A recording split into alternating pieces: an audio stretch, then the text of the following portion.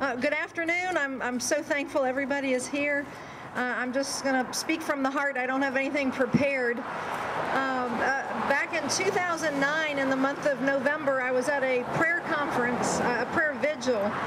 And this is after about 5 years of researching Planned Parenthood and Margaret Sanger. And I just went into prayer asking God, what am I supposed to do with all of this information about Margaret Sanger, Planned Parenthood, eugenics, forced sterilizations, all the lies of Margaret Sanger and her birth control movement. And all I could hear back was, you need to go interview Dr. Nathanson. Dr. Nathanson lived in New York. I'm in Virginia. And he's the co-founder of the leading pro-abortion political action organization called NARAL Pro-Choice America.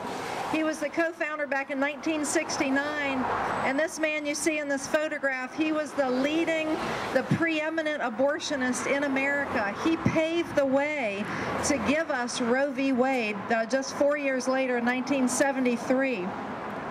I'm here to tell you that I left his apartment that day in December 2009, making him a promise that if he had a message for America, I would carry his message for him. And I didn't know if he would, but that day he said yes. He said, teach America the strategy of how he basically deceived America. And then he said, in addition, tell America that abortion is not love. Stop the killing. The world needs more love. So the preeminent abortionist in America had a change of heart when he saw the baby on real-time ultrasound. In 1973, within a couple months of his victory, Roe v. Wade, the hospital he was working at was St. Luke's Hospital in New York, and they rolled in a brand new technology, and that technology was real-time ultrasound. So the abortionist who gave America, who paved the way for the Roe v. Wade decision, saw the baby for the first time on real-time ultrasound. This is after he had personally aborted 5,000 children. He had taught doctors how to do abortions on another 10,000 babies. And while he was manager of a huge abortion facility, much larger than this one we have up here, they were killing 120 babies a day. So he felt personally responsible for the death of 75,000 children, plus the 50 million, in addition, now we're at 55 million. So he felt personally responsible. So when he saw the baby for the first time on real-time ultrasound in 1973, he saw the baby smiling and sucking her thumb and yawning, smiling, wiggling her toes, all the beautiful things babies do in the womb. And he immediately let the science change his mind. It was not for him at that point a religious conversion. The science changed his mind because he saw his second patient and he recognized the humanity of that unborn child. And he knew right then he was on a completely different course. So the next year he wrote a letter to the New England Journal of Medicine, the leading medical journal, and his article basically explained, doctors, I've made a terrible mistake by paving the way for the Roe v. Wade decision. I was wrong. It's a real baby, a live baby. She's wiggling and smiling. She's a human being. And he drew attention to the sanctity of all human life from a moment of conception to natural death. But we ended up with Roe v. Wade because women were lied to by an 8-point marketing strategy. If I have time, Ruby, I can go over it real quickly. Yeah. Dr. Nathanson said this is what you need to teach America, the 8-point marketing strategy of how women were lied to, which is what gave us legalized abortion. The first thing, they framed it around choice because they knew they had to come out of the gate quick and fast, and it couldn't be about the immorality of killing a human being. They need to keep it focused on choice, the woman's right to choose, except they would never answer choose to do what, kill a baby. So it's just the woman's right to choose. The second thing is they would come out with the slogans like the one I just said, a woman's right to choose, it's my body, not the politician's body.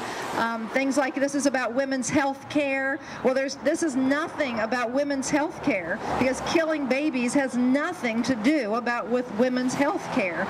The third thing is he would manipulate the media just like they are today, very, very complicit, and he was an OBGYN, so all he would have to do is give statistics, his kind of facts to the media, and they would take his information and run with it and report on it as if it was the truth.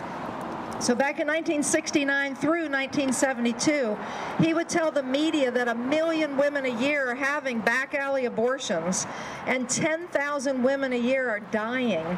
Those were grossly inflated numbers. It was a bald-faced lie. The real numbers were about 100,000 illegal abortions, and about 200, 250, maybe 300 people a year were dying from criminal abortions.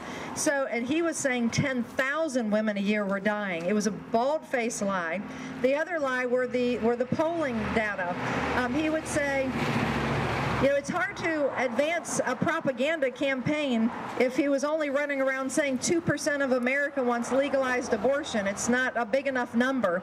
And they knew they had to get over 50%. So he would tell the media that 60% of America wants abortion on demand. Another bald-faced lie. Women were lied to. This is a campaign of lies. The real number was 0.5% of Americans wanted abortion on demand. So this is a propaganda, public relations, marketing campaign rooted based on lies. The other thing is he would try to rationalize it. He would tell the media, look, we have 1 million abortions going on. These women are now basically criminals. We need to just legalize it because they're going to do it anyway. But it became the self-fulfilling lie. The real number, of course, was 100,000, and within a relatively short period of time, we were tapping out at 1 million, 1.5 million abortions a year. So it started with a lie, but it became the self-fulfilling lie.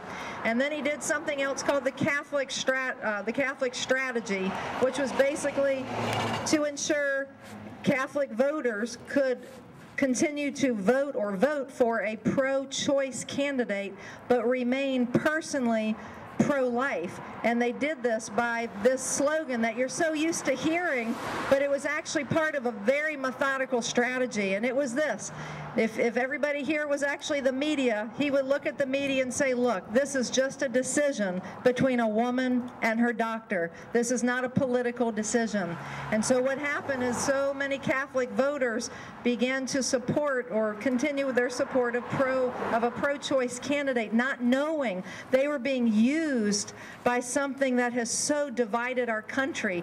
They were advancing, as well as many Protestant voters as well. And so this was all part of NARAL's propaganda campaign, and this is how we ended up getting a campaign of lies we all know now that abortion is not safe.